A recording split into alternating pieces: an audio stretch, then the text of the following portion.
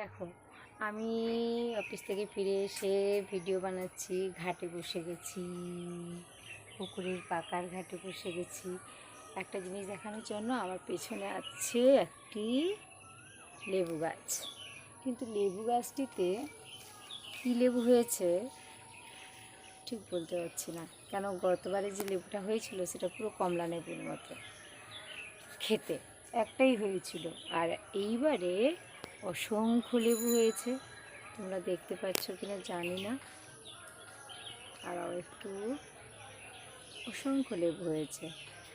আর এই গাছটা আমার হাজব্যান্ড একদিন ব্লাড ডোনেশন করেছিল, আমার অফিসে ব্লাড ডোনেশন ক্যাম্প হচ্ছিল, আর এই গাছটা সেখান থেকে গিফট করা হয়েছিল। গাছটা লাগিয়েছে 3-4 বছর হয়ে গেল। এই বছর প্রচুর পরিমাণে লেবু হয়েছে। এবার লেবুটা পাকলে বোঝা যাবে সেটা কমলা লেবু নাকি মৌসুম্বি লেবু, তখন আবার দেখাবো তোমাদেরকে।